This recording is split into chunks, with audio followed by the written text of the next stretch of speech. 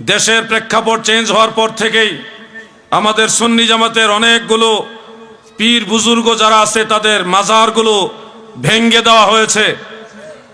এরপরেই বিভিন্ন দরবারে দরবারে খানকায় আক্রমণ করে বিভিন্ন দরবার লুটপাট করা হয়েছে। এরপরেই তারা টার্গেট করেছে আহলে সুন্নাত ওয়াল জামাতের সুন্নি আলেমদেরকে। আমরা দেখেছি গতকাল আমাদের সুন্নি জামাতের উজ্জ্বল নক্ষত্র, আমাদের সকলের ভালোবাসার মানুষ মুফতি গিয়াসউদ্দিন আত-তাহিরি সাহেবকে ষড়যন্ত্রমূলক মিথ্যা মামলা দিয়ে হয়রানি করার অপচেষ্টা চালানো হচ্ছে।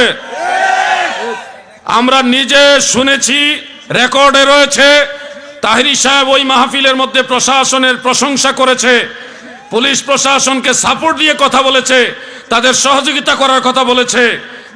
পুলিশ প্রশাসনের লোকেরা তারা আমরার লোক, আমরা তাদের লোক, এইভাবে আন্তরিকতার সাথে তাহিরি সাহেব কথা বলেছে।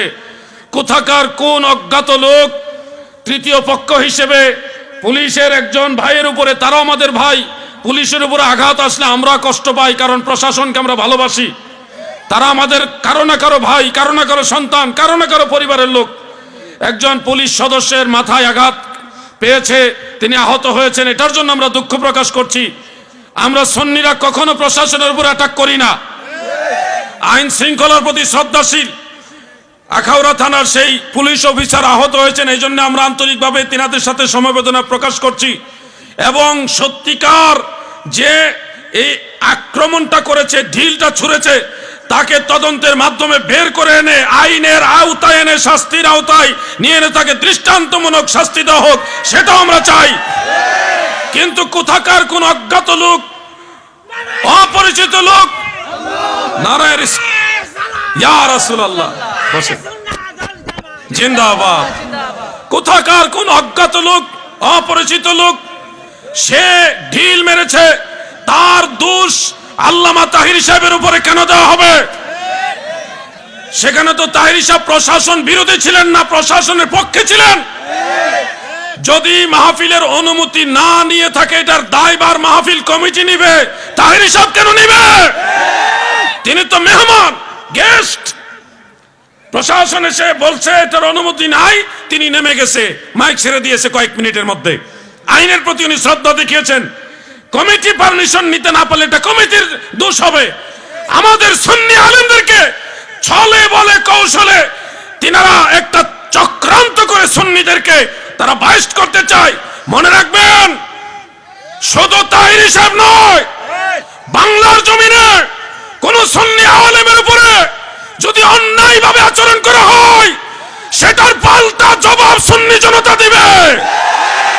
প্রয়োজনে ৭১-এর পরে ২৪ হয়েছে, ২৪-এর পরে আরেক ৭১ বাংলার জমিনে কায়েম হবে ইনশাআল্লাহ। সুন্নিরা নরম নয়, তারা শান্তিপ্রিয়। আমরা আইনের প্রতি শ্রদ্ধা রেখে বলছি, প্রশাসনের সকল ভাইদেরকে আপন ভাইয়ের মতো ভালোবেসে বলছি, আমাদের তাহিরি সাহেব সহ কোন সুন্নি আলেমের বিরুদ্ধে কোন ধরনের ষড়যন্ত্রমূলক মিথ্যা মামলা চলবে না, এগুলি প্রত্যাহার করার বিনয়ের সাথে অনুরোধ করছি। আমরা আপনাদের শত্রু না, আপনাদের শত্রু হইল ওই ওয়াহাবি নজদির গোষ্ঠীরা। যখন বাংলাদেশে এতগুলি পুলিশ সদস্য নিহত হয়েছে, তখন এই সুন্নি মুসলমানরা আপনাদের জন্য চোখের পানি ফেলেছে, দোয়া করেছে। এই জন্য পুলিশ প্রশাসনও বোঝা দরকার আপনাদের আপনকে পরকে। এই দিন দিন না, আরো দিন আছে, এই দিনে টেনে নিবে সেই দিনের কাছে। ঘুমন্ত সিংহকে জাগাবেন না। বাংলাদেশে সুন্নি মুসলমান রাজপথে নেমে গেলে নবীর দুশমনেরা, ইয়াজিদ গোষ্ঠীরা পালিয়ে যাওয়ার সুযোগ পাবে না। আমরা আইনের প্রতি শ্রদ্ধাশীল বিদায় এটা দুর্বলতা মনে করবেন না। যারা আইন প্রশাসনকে সম্মান করে না, তাদেরকে তেল দেন, নম নম করেন। আর আমরা সম্মান করি বিদায় আমাদের সবসময় বাস দিবেন, এটা ঠিক না।